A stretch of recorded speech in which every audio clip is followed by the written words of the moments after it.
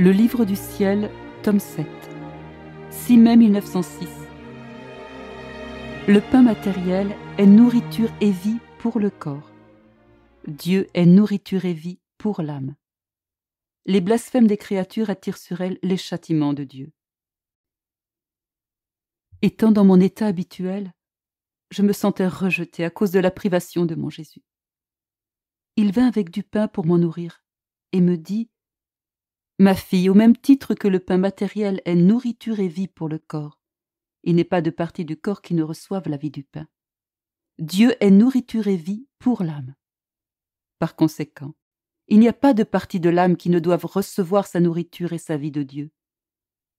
L'âme doit être complètement nourrie par Dieu. Ses désirs, ses affections, ses inclinations, son amour. Elle ne doit goûter à aucune autre nourriture.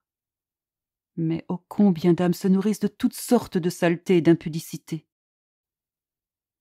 Après avoir dit cela, il me quitta. Plus tard, je me suis vue à l'intérieur d'une église où il y avait beaucoup de personnes qui disaient « Maudit! Maudit !»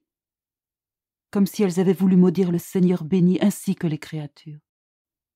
Je ne peux pas expliquer la signification de cela.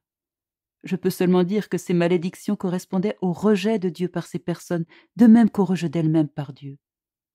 Je pleurais à cause de ces malédictions. Plus tard, j'ai vu un autel et un prêtre qui semblaient être notre Seigneur, faisant une célébration parmi ces gens qui l'avaient maudit. Solennellement et plein d'autorité, il dit « Soyez maudits, soyez maudits !» Il répéta ces mots au moins 20 fois. Pendant qu'il disait cela, il sembla que des milliers de personnes mouraient par des révolutions, des tremblements de terre, le feu et l'eau, et que ces châtiments étaient précurseurs de guerres futures. Je pleurais. S'approchant de moi, Jésus me dit « Ma fille, ne sois pas effrayée. Toi, je ne te maudis pas, non.